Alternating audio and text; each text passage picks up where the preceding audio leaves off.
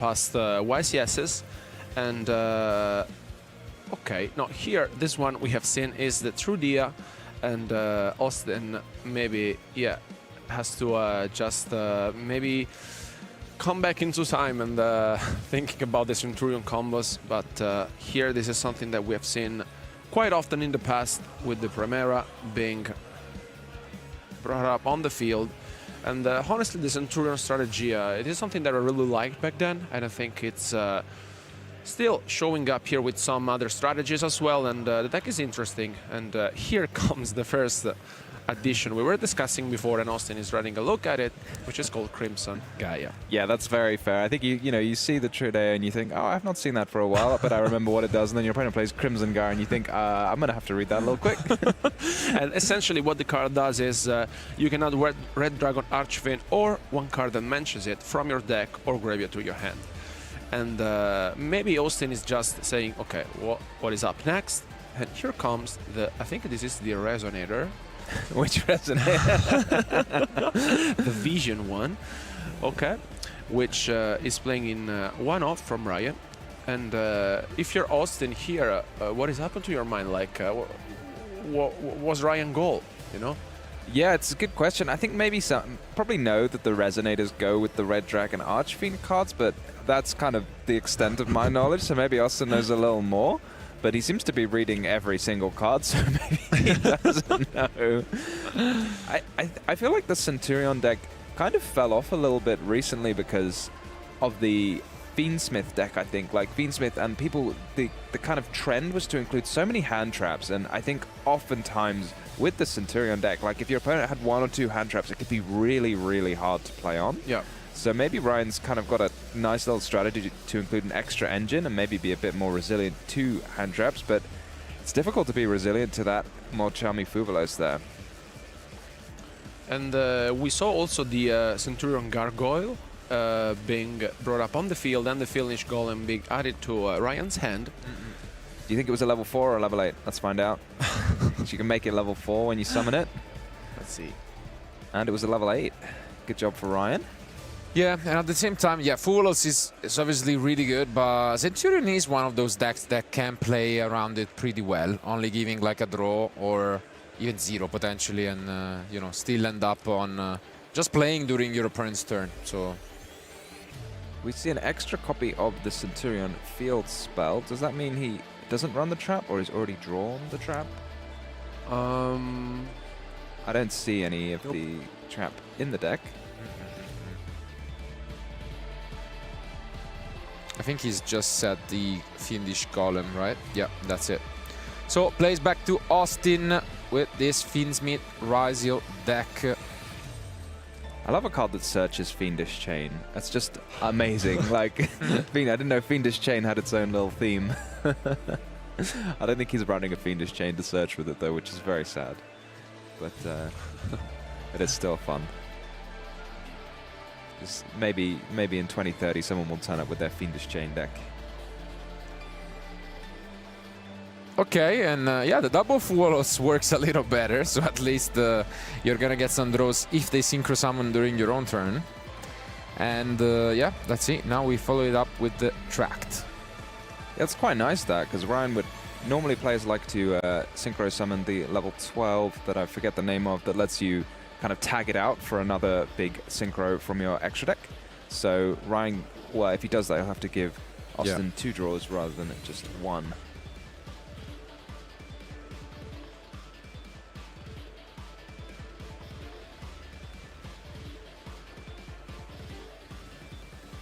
Here we can see that Austin decided to go for the Fiendsmiths as well, and is playing as well the Ryzeal's cards. But here comes the Ash Blossom being activated on the Requiem. And I think Ryan is left with other couple of cards in hand that we don't know, so at least we may have some other interruptions. Definitely some Ryzeals, and yeah. It's a very efficient deck, the Centur-ion, when it gets going. Like you only really need 1 or 2 engine cards, and then you can have a bunch of hand traps and draw into more. And there comes another one with the Veiler. Is it Node in the end? I can't quite... Yeah, I agree. Can get a search off the Primera, and then maybe a Synchro Summon.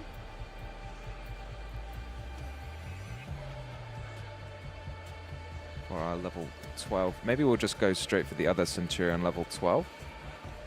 And that can destroy the highest attack monster on Austin's field and draw a card. If that is indeed the target. Here it comes. So Austin gets a draw. Everyone gets a draw. Yeah.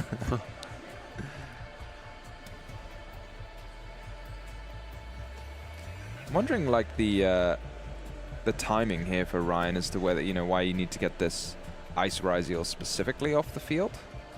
Because I think most of the Ryzeals can kind of summon themselves regardless. As long as you have a Ryzeal in the field or in the graveyard, it doesn't really matter. But maybe he's worried about a potential X coming down and, like, negating something. And yeah, let's try to take a look. I see a Nibiru in the end from Austin, but not quite there yet.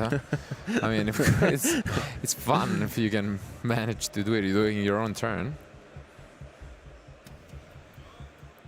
Yeah, there's been, what, 3 summons? Yeah. Maybe if Ryan has some Bystials too. Or his own Nibiru. Oh, is this the end phase, though? Pass? Yeah.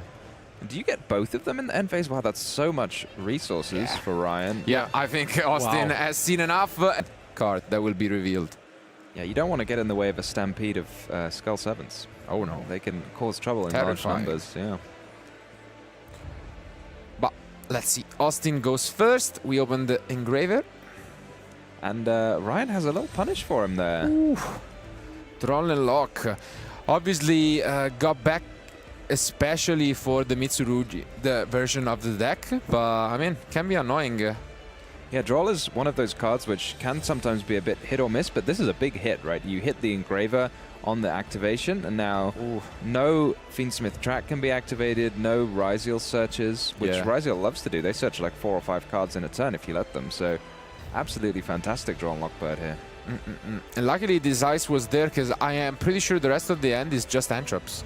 I think it might be something along the line of double Ash and an Imperm, so let's see.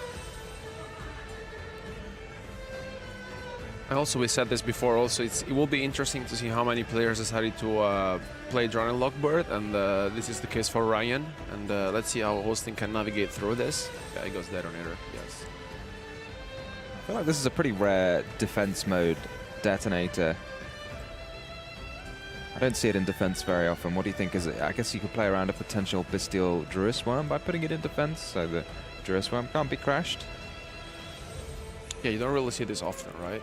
Maybe it's just thinking maybe his opponent is playing cards that are not so popular, like, I don't know. I'm just thinking, I don't know, like out of the box, but can't really tell. But let's see here what Ryan can come up with. Seeing a copy of Crimson Gaia, which is slightly unfortunate into the Detonator specifically because it's a continuous spell that activates the effect when it's activated, and that kind of gets eaten for breakfast by Detonator. And yet another read from our player when this Bone Archiving comes down.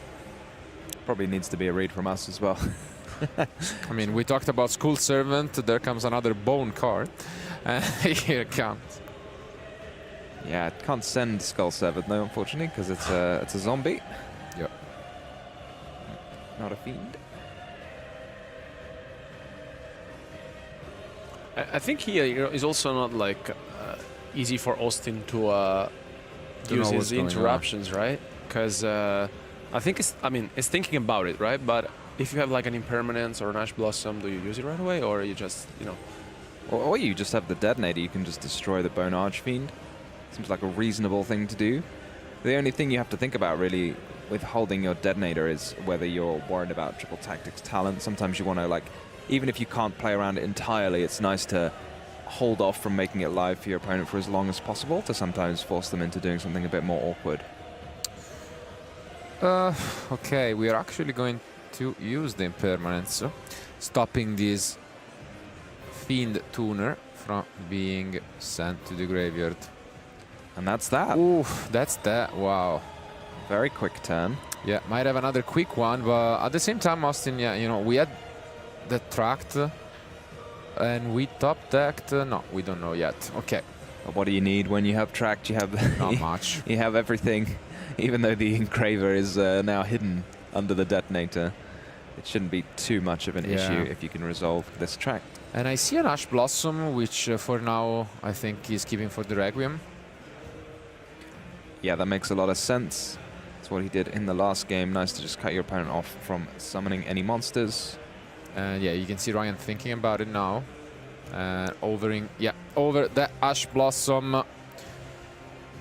Yeah, we might have a little bit of a back and forth one here. The good thing is that even if he attacks over the Bone Archfiend, you can just bring it back next turn. So, yeah. Do you think there's time to chain the detonator, perhaps, to put just to get your engraver in the grave? Engraver. Definitely Engrave. Engrave. Yeah, there he goes. Good spot from Austin. And from Tom as well.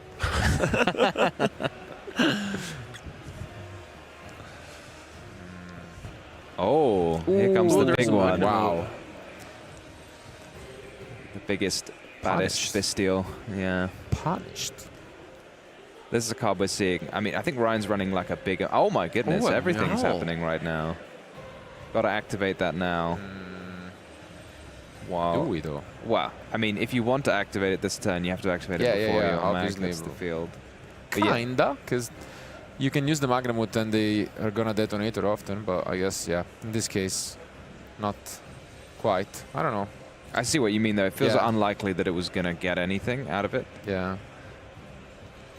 Especially since his opponent passed the turn before, I guess. There was the draw, but yeah. I don't know. Not that it's gonna change all that much, and unfortunately we're not gonna search anything. And I think the last card in hand, was it a field spell? It's the Crimson Gaia, I think. Which Could be. Yeah. The more I think, I'm just finding it hard to see how the Centur-ion deck can do anything against the Detonator, because all of their cards are sort of continuous in the spell and trap card zone, and then activate to summon themselves. They're just going to get destroyed before they can resolve. Totally agree with you. And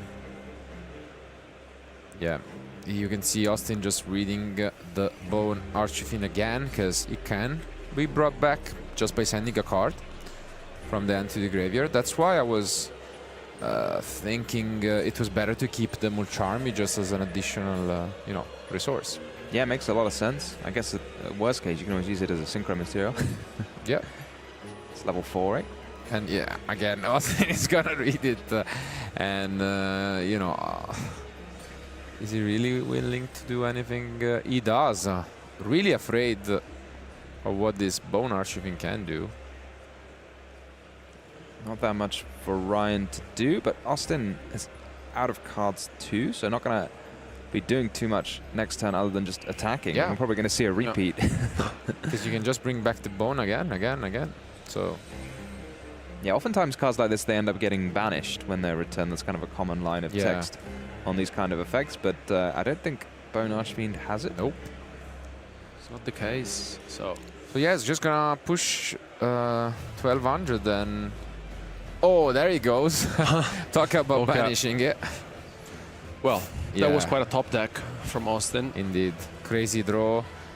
Finally puts a stop to this Bone Archfiend, and yeah, this already was looking quite dominating from Austin, and confirms it even more. Needs a miracle right now off the top, or we might be adding into game 3. Regardless, this match has already taken quite a bit longer than round 1. Here comes the Resonator again. Austin having a lot of fun learning a new deck. And here that we were like looking at Ryan's list, he may send another one from the deck, which would allow him eventually to then special summon and eventually have a synchro on the field. So Austin is just considering his options whether to interrupt him.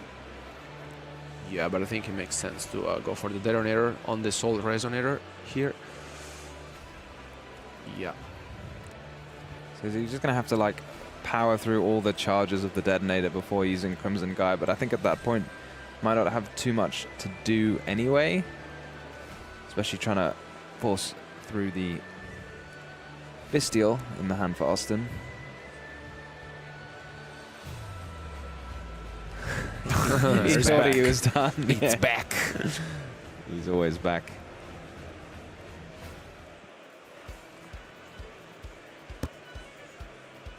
Here it is. There it comes.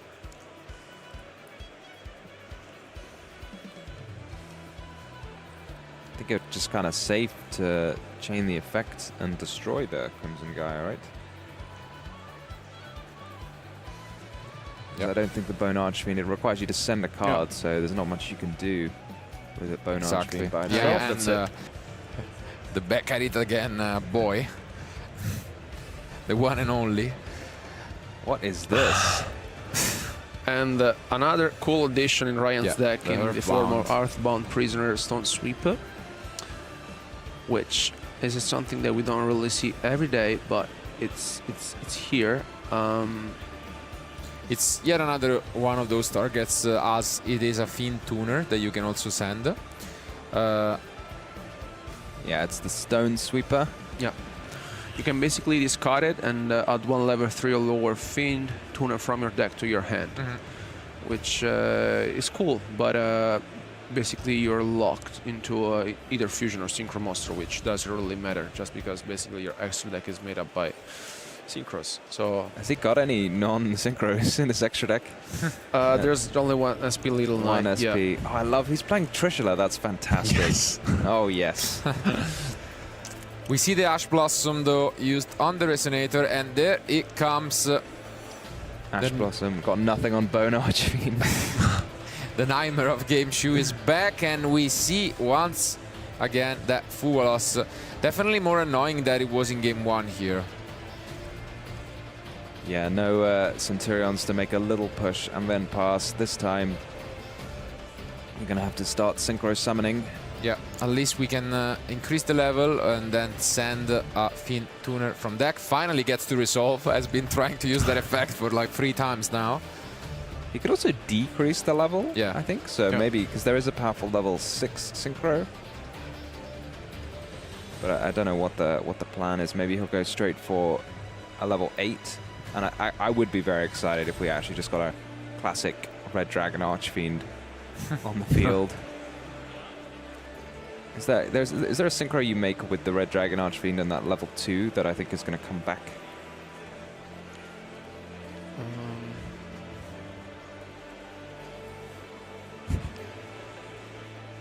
Well, the Red Dragon Archfiend, we haven't seen that card in a while, to be fair. Oh, but it's there. It's in the extra deck. He's there. Yep. Yeah. And here comes the Golem yet again.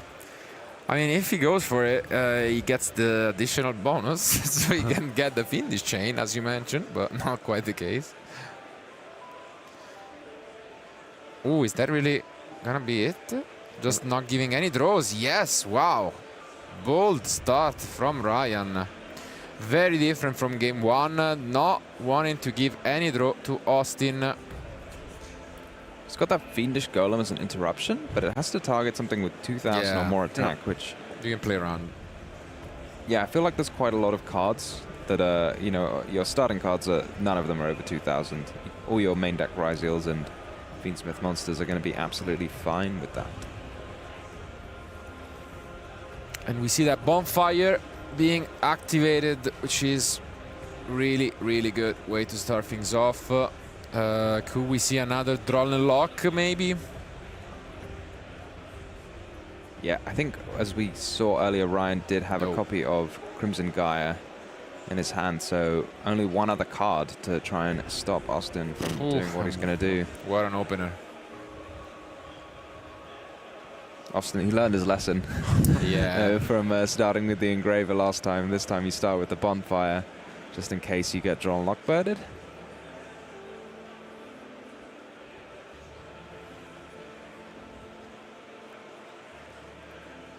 Here I really feel like if Ryan doesn't have like a copy of Nibiru, for example, or like an Ash Blossom to stop the Requiem, he may be in trouble, because I think it was a brave move, of course, to pass to his opponent after the full loss was activated, but what else could have done? Yeah, I guess we don't know how many synchro summons he'd need to do in order to get to like a nice little interruption, so maybe he didn't want to do 2 or 3 for the sake of 1 interruption. Austin here seems to have free reign to do pretty much whatever he wants.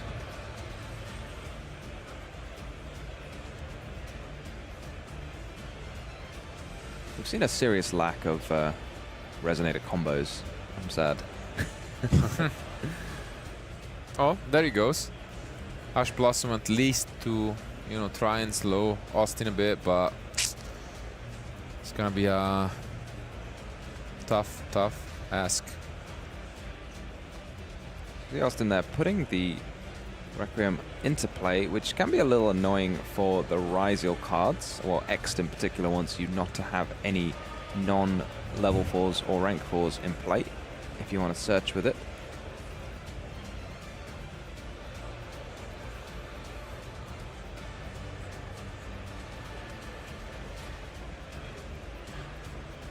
Oh, you could banish the. It's now got more than 2,000 attack. Not sure it achieves very much, but maybe save it for a Ryzeal XYZ monster. Which cleans away all of the materials, so it should be quite useful. Does the one have a secret effect? No, right? Not really. You could just bring it back next turn and try to send another Fiend Tuner, but that's about it. Yeah, here comes Ice. I mean, Fiendish Golem, worst case scenario, is a good way to deal with the detonator, but we need a way to play the game. Yeah, I think Ryan had the Crimson Gaia left in his hand, but you're right, it's going to be tricky. I think kind of whatever Austin picks from his extra deck at this point will probably force out the Golem.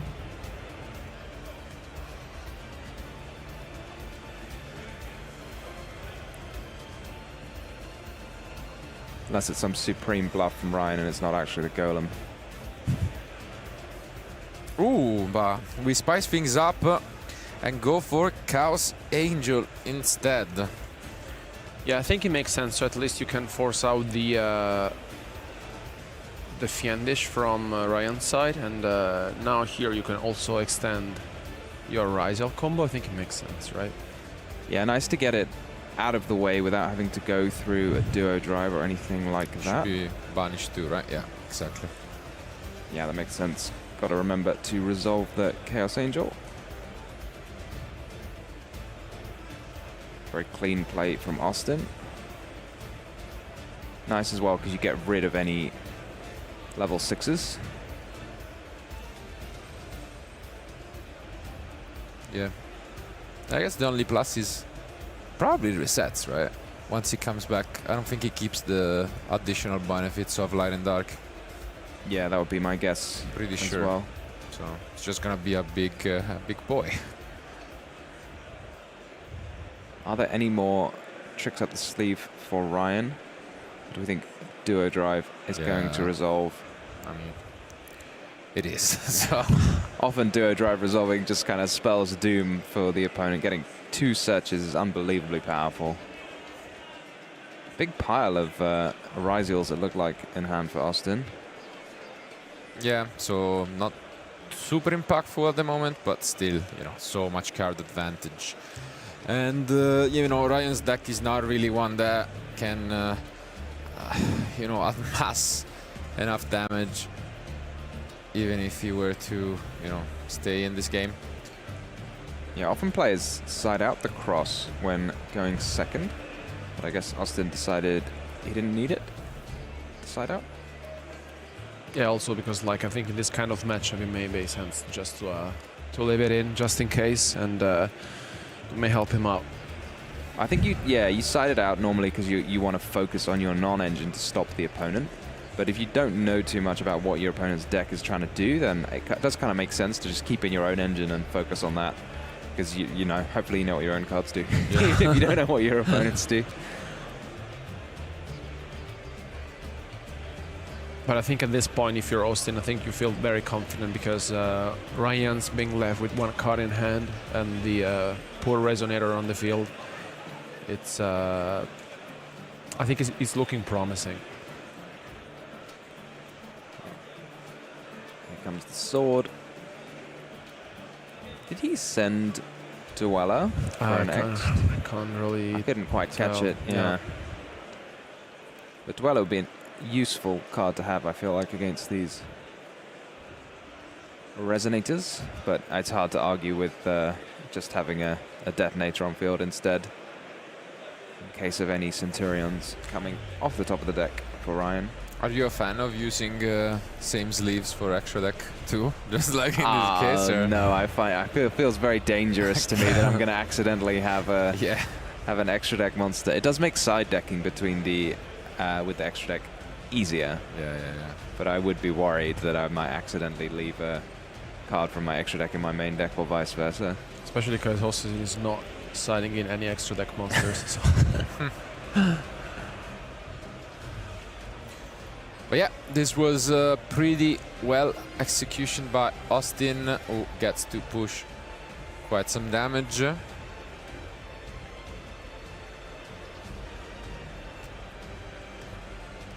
it seems very difficult to imagine what one card Ryan can draw to get back into this game with the sort of combined threats of the Detonator and the Ryzeal Cross field spell, being able to negate a monster and start destroying cards. This could be the last draw of the duel for Ryan. Yeah, and the Chaos Angel comes back afterwards, I think, because... Is it the end phase or the standby phase? I think it's the end of the next turn, so it's probably during the end phase of Ryan. Got one more turn while, you know, Austin is unprotected by his Chaos Angel. Oh, that was a good draw, but I mean, against this Detonator, it's... yeah. It seems so hard to get through for the Centur-ion deck. Just put your spell and trap cards, put your monsters in the spell and trap card zone and watch them get blown up or detonated. Yeah. It doesn't protect it from being destroyed or anything like that, right? It's just the field spell that has protection. Indeed. Yeah. Yeah, the thing is, Yeah. with the oath, I was thinking